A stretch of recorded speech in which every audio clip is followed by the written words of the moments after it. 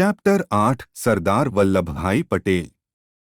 सुदृढ़ और विशाल शरीर, कठोर मुखमुद्रा और शत्रु के प्रति ललकार भरी आंखें, ऐसे थे सरदार वल्लभ भाई पटेल।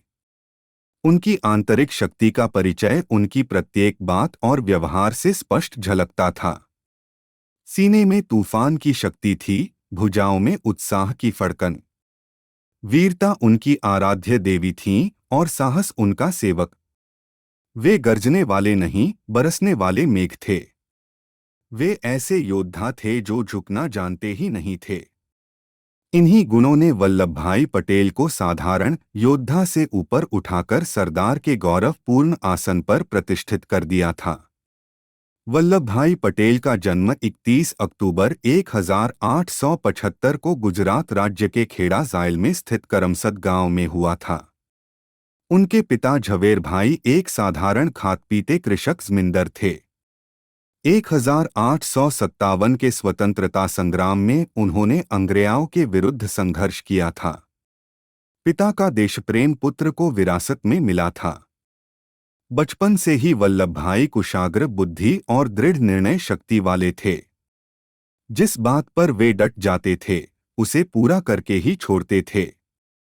मैट्रिक की परीक्षा पास करने के बाद वल्लभ भाई पटेल ने वकालत की परीक्षा पास की और गोधरा में वकालत प्रारंभ कर दी। अपनी योग्यता और कार्यशक्ति से उन्होंने इस क्षेत्र में अपनी धाक जमा ली। वल्लभ भाई के तर्क बड़े अकाट्य होते थे।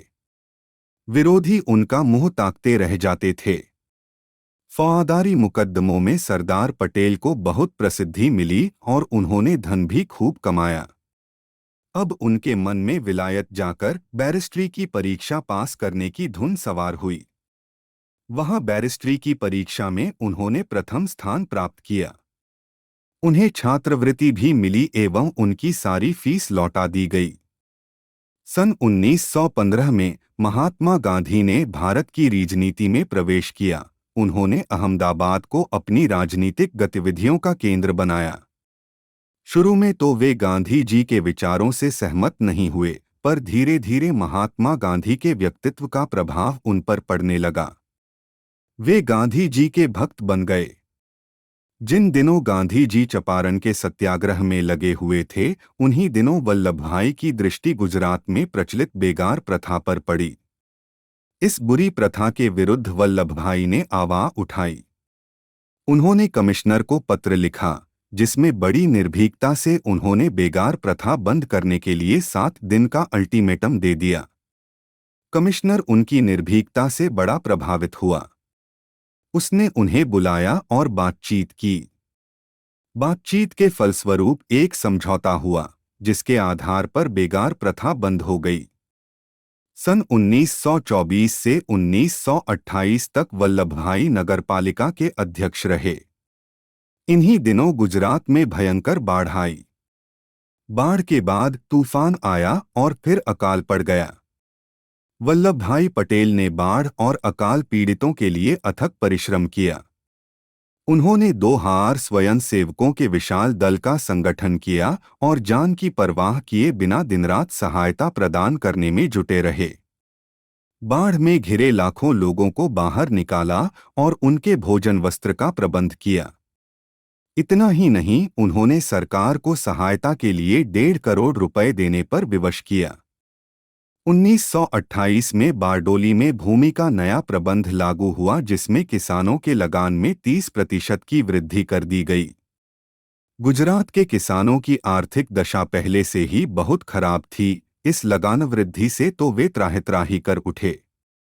किसानों ने वल्लभ भाई को अपनी दुख भरी कहानी सुनाई और सहायता की प्रार्थना की। पटेल ने किसानों से कहा, हम सत्याग्रह करेंगे और बढ़ा हुआ लगान नहीं देंगे। यदि हम डटकर मुकाबला करेंगे तो सरकार को अवश्य झुकना पड़ेगा। वल्लभ भाई इस आंदोलन के सरदार बन गए। उन्होंने किसानों का नेतृत्व किया और कांग्रेस के झंडे तले सबको संगठित किया। सरकार ने आंदोलन को दबाने के लिए सारे दमनकारी साधनों का सहारा लिया। पटेल डटे रहे। किसानों पर तरह तरह के अत्याचार किए गए पर वे झुके नहीं। अंततः सरकार ने घुटने टेक दिए और सरदार की विजय हुई। अब बारडोली के सरदार पूरे भारत के सरदार बन गए और सरदार पटेल के नाम से जनवरी के कंठार बन गए। अब अपने त्याग, परिश्रम, दृढ़ता और संघर्ष से वल्लभभाई पटेल स्वतंत्रता संग्राम के मुख्य नेता बन गए थे। वे महात्मा गांधी, जवाहरलाल और मौलाना आजाद के सबसे निकट सहयोगी माने जाने लगे। वर्ष 1942 में अंग्रेज़ों भारत छोड़ो का नारा देश के कोने कोने से गूंजने लगा। सरदार पटेल ने अहमदाबाद में एक सभा में भाषण देते हुए कहा, देशवासियों, यदि कल सब नेता बंदी बना लिए जाएं तब भी स्वतंत्रता संग्राम जारी रखना। मर जाना पर आगे बढ़ाया हुआ कदम पीछे नहीं हटाना।